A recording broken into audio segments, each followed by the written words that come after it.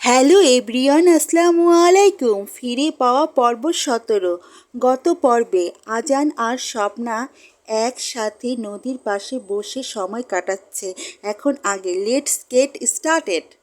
স্বপ্না বলল, আজান সত্যি তুমি আমাকে এত ভালোবাসো?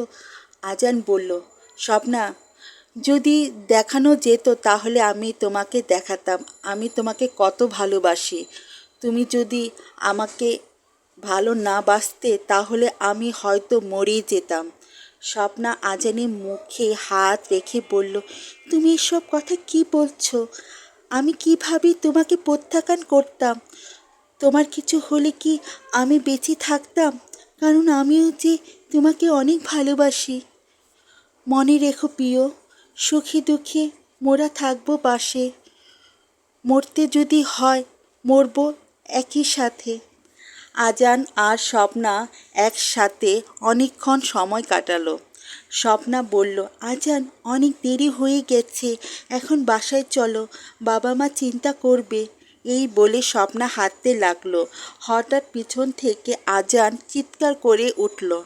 স্বপ্নার সামনে তাকিয়ে দেখে আজান বুকে হাত দিয়ে মাটিতে বসে পড়েছে। স্বপ্না দৌড়ে আজানের কাছে এসে বলল, আজান তোমার কি হয়েছে? আজান বুকে হাত দিয়ে বলল, স্বপ্না আমার বুকটা যন্ত্রণা ছিঁড়ে যাচ্ছে, আমি শ্বাস নিতে পারছি না, আমার বুকে অনেক ব্যথা করছে। স্বপ্না আজানের অবস্থা দেখে কান্না করতে করতে আজানের বুকে হাত দিয়ে বলল, আজান তোমার কোথায় ব্যথা হচ্ছে? আজান তোমার কি অনেক কষ্ট হচ্ছে? আজান স্বপ্নাকে কান্না করতে দেখে স্বপ্নাকে বুকে জড়িয়ে ধরে বলল, স্বপ্না তুমি কান্না করছো কেন? আমি তো তোমার সাথে মজা করছিলাম। স্বপ্না আজানকে দূরে সরিয়ে বলল, তুমি মজা করছিলে? তুমি জানো আমি কত ভয় পেয়েছিলাম? এসব নিয়ে কেউ মজা করে? স্বপ্না চোখে দিয়ে অঝরে পানি পড়ছে।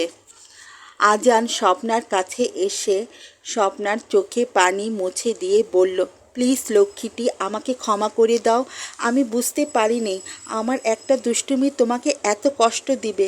প্লিজ স্বপ্না আর কেঁদো না, তোমার চোখের পানি আমি যে সহ্য করতে পারি না। এই বলে আজান স্বপ্নাকে বুকে জড়িয়ে ধরল। এইদিকে মন্টু ও রাজ্জাক অফিস ছুটির পর একসাথে বাসা ফিরছিল। মাঝ রাস্তায় মন্টু বলল, রাজ্জাক আমাকে এখানে নামিয়ে দে। রাজ্জাক বলল, তুই এখানে নামবি কেন? মন্টু বলল, এখানে আমার একটু কাজ আছে, তুই বাসা চলে যা, পরে দেখা হবে। এই বলে মন্টু তাড়াতাড়ি সেখান থেকে চলে গেল আর রাজ্জাকও বাসায় চলে গেল। মন্টু রাজীবের অফিসের সামনে এসে দাঁড়ালো।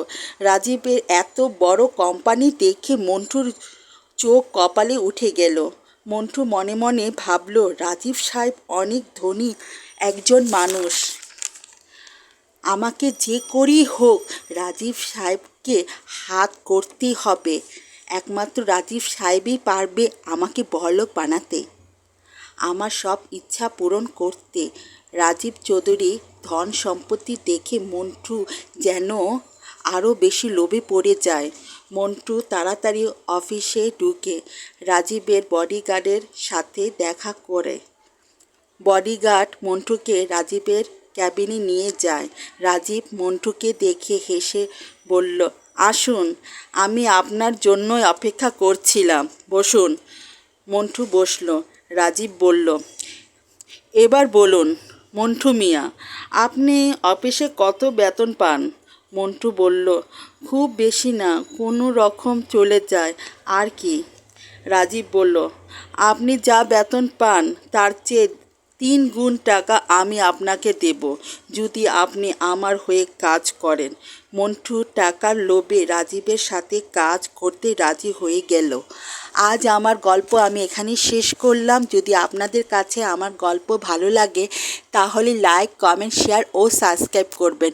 অবশ্যই অল বেল বাটনে ক্লিক করবেন যাতে আমার ভিডিও সবার আগে আপনাদের কাছে পৌঁছে যায়। আর ভিডিও ভালো লাগলে কমেন্টের মাধ্যমে আমাকে জানাবেন। ঠিক আছে, আসসালামু আলাইকুম, বাই বাই, টাটা।